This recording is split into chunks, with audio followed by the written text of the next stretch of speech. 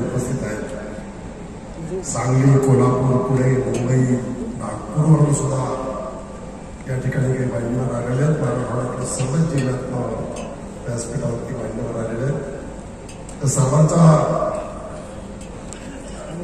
इच्छा असून सुद्धा नामोल्लेख वेळ खूप झाल्यामुळं मी करत नाही म्हणून सन्मान आणि व्यासपीठ असा या ठिकाणी उल्लेख करतो। त्या कारखान्याच्या अध्यक्षा आदरणीय वहिनी साहेब, व्यासपीठावरती विराजमान असलेल्या सौ देशमुख परिवारातील सर्व सदस्य, खरं म्हणजे आम्ही एवढेच देशमुख परिवारातले सदस्य आहोत असं नव्हतं, तर आपण तमाम या ठिकाणी बसलेले लोक देशमुख परिवाराचे सदस्य आहेत।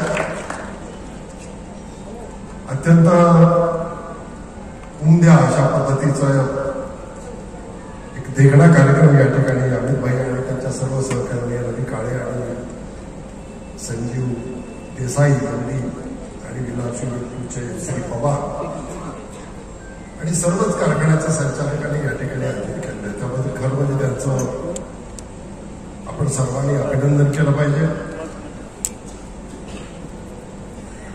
साहेबांचा तसा हा चौथा पुतळा आहे। आदरणीय पृथ्वीराज चव्हाण साहेब मुख्यमंत्री असताना त्यांच्या शुभास्ते नेता कारखान्याच्या पुतळ्याचं आपण अनावरण केलं होतं। त्याच्यानंतर आपण मान्यवर पाहुणे आदरणीय शिवराज पाटील चाकूरकरजी, सुशीलकुमार शिंदेजी आणि अनेक मान्यवरांच्या, अशोक चव्हाण साहेब तेव्हा काँग्रेसमध्ये होते, अशा मान्यवरांच्या शुभास्ते आपण मांजरा कारखान्याच्या उद्घाटन केलं, अनावरण केलं। जागृती कारखान्याच्यासाठी आपण अण्णा हजारेला बोलवलेलं होतं आणि अण्णा हजारांच्या उपस्थितीमध्ये त्यांच्या हस्ते त्याचं अनावरण केलं। आज या ठिकाणी महाराष्ट्र प्रदेश काँग्रेस असेल, राष्ट्रवादी काँग्रेस असेल, शिवसेनेचे काही नेते निश्चितपणे व्यासपीठावरती आहेत आणि आपण सारेजण आहात त्यांच्या उपस्थितीमध्ये एका देखणा म्हणण्यापेक्षा उमद्या देखणेपणापेक्षा सुद्धा साहेबांचा जो तो पुतळा आपण पाहतो असं वाटतं की हा पुतळा एक नंबर आहे। रेडावरती गेले की लोक म्हणतात की एक नंबर झाला। त्याच्यानंतर ते मांजरा कारखान्यावर आले तर ते तो वेगळाच आहे, ते म्हणतात हा एक नंबर आहे। जागृतीवर गेले तर तो पाहतात तिथं वेगळ्याच पद्धतीचा आहे, तो एक नंबर आहे असं म्हणतात। आणि आता विलास युनिटी एक वरती येतील तेव्हा हा पाहिल्यानंतर त्याला हा एक नंबरचा वाटतो। आणि म्हणून असं एक व्यक्तिमत्व होतं की अनेक व्यक्तींनी त्यांचं राजबिंड अशा प्रकारचं व्यक्तिमत्व केलेलं होतं। तर नुसतं ते दिसायला आणि प्रकृतीला राजबिंड होते असं नव्हे, त्यांनी जे काम केलं, त्यांनी जे राजकारण केलं ते त्यांच्या व्यक्तिमत्वाला आणि महाराष्ट्राला शोभावं अशा पद्धतीचं राजकारण त्यांच्या हातून या ठिकाणी झालेलं आहे। आणि म्हणून लातूरकर म्हणून आपल्या सर्वांना त्याचा अभिमान आहे।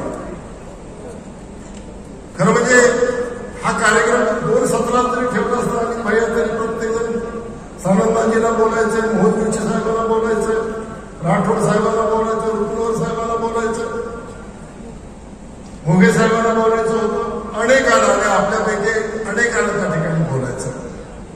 हे सगळं कसं काय साध्य केलं एकच मुद्दा मी सांगणार, अधिक बोलण्याची आवश्यकता नाही, कारण मान्यवरांनी इतके सुंदर पद्धतीने मांडल्यानंतर त्याच्यावरती आणखीन वेगळं काही मांडावं अशा प्रकारची सुंदर फुलाची आवाज काढण्याच्या नंतर एक फक्त आपली सद्भावना म्हणून 2 फुलं त्या ठिकाणी आपण अर्पण करावीत आणि आपला देशभाषण संपवा अशा प्रकारची भूमिका आहे। आणि अनेक गोष्टी सांगितल्या की खूप चांगले वक्ते होते। चांगला वक्ता तो सभा तर जिंकतो, पण आपण जे बोलतो त्या पद्धतीनं तो वागतो, त्या पद्धतीनं तो काम करतो, या वागण्याची त्याला त्यांच्या कृतीची जोड विलासरावांच्या वाणीला होती। आणि म्हणून ते फक्त व्याख्यान देण्यासाठी मानधन देऊन आणलेले व्याख्या नव्हते, तर विलासरावजींची सभा ज्या मतदारसंघात होईल तिथला विजय हा निश्चित पक्का होता, पण त्याला कृतीची जोड, एक ध्येयवेळा माणूस होता त्याला, आणि म्हणून एक विश्वास निर्माण केला आपल्या बोलण्यातनं, आपल्या वागण्यातनं, आपल्या विकासात्मक दृष्टिकोनातून। कार्यकर्त्यांच्या पाठीवर हात टाकल्याच्या नंतर सुद्धा असताना वाटायचं की कुणीतरी आपल्या पाठीशी आहे, आणि म्हणून पुन्हा काँग्रेस पाहिल्यानंतर त्यांची ती आठवण सातत्यानं होत असते. काय होतं लातूरमध्ये आम्ही सगळे दुष्काळी भागातले, मराठवाड्यातले, मागासलेले, बॉर्डरला असलेले अशा प्रकारचे लोक होतो. पहिल्यांदा त्यांनी आपल्या कामामधून लोकांच्या मध्ये विश्वास निर्माण केला. आमच्यासारख्या पाठीमागा असलेल्या शिक्षणात पाठीमागा होतो, सहकारामध्ये पाठीमागा होतो, विकासामध्ये तर पाठीमागा आजही बॅकलॉग आहे. त्या लोकांच्या मध्ये आत्मविश्वास निर्माण केला. स्वतःच्या प्रतिज्ञा त्यांनी ते काम केलं की मराठवाड्यातला माणूस एक चांगला आमदार होऊ शकतो. मराठवाड्यातल्या तरुणांना वाटलं की विलासराव जर एक चांगले आमदार होऊ शकतात तर आम्ही सुद्धा होऊ शकतो. सहकारामध्ये कारखानदारी जरी विलासरावजी लातूरच्या माळरानावरती यशस्वी करून दाखवू शकतात, अधिक भाव देऊ शकतात, नफ्यामध्ये चालू शकतात, बँक चांगली चालू शकतात, मार्गदर्शन चांगलं करू शकतात, तर इतरांना सुद्धा वाटलं की आम्हालाही शक्य आहे.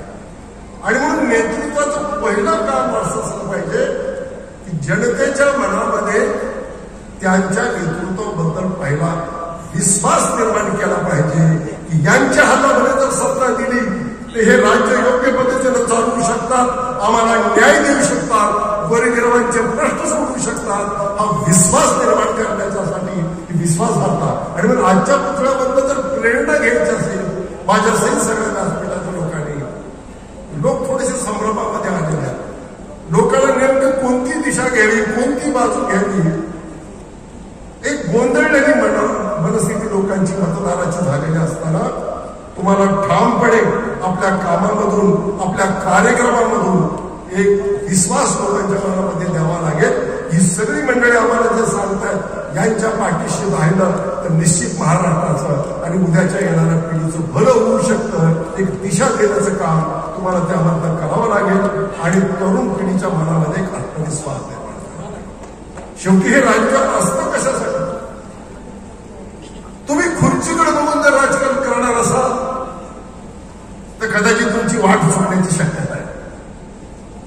पण तुम्ही ध्येय ठरवून जर वाटचाल करणार असाल, सामाजिक परिवर्तनाचं ध्येय जर तुमच्या मनामध्ये असेल तर तुमची वाट कधीही चुकणार नाही.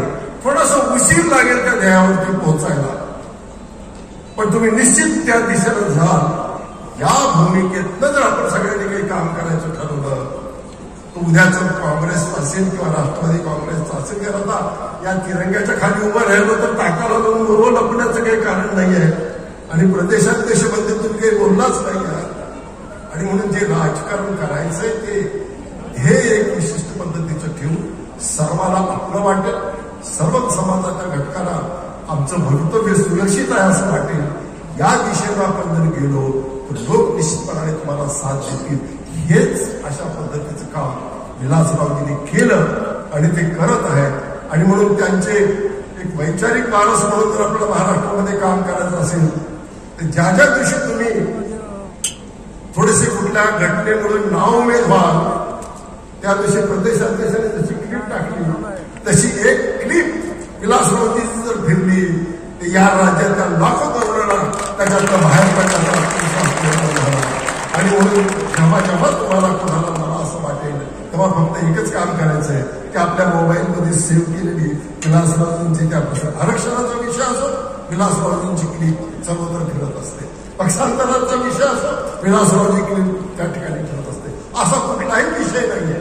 आणि मग इतकं एक वैचारिक बळ आपल्या पाठीशी असताना, कृतिशील अशा प्रकारचं नेतृत्व आपल्याकडे असताना आपण कशा प्रकारचं नावभेद होण्याचं काही कारण नाहीये. विलासरावांचा विचार घेऊन जर आपण पुढे गेलो तर या लातूरच्याच नव्हे तर महाराष्ट्राच्या सर्वसामान्य माणसाचं भविष्य चांगल्या पद्धतीनं बदलल्याशिवाय राहणार नाही. एवढंच या निमित्तानं मी या ठिकाणी सांगतो.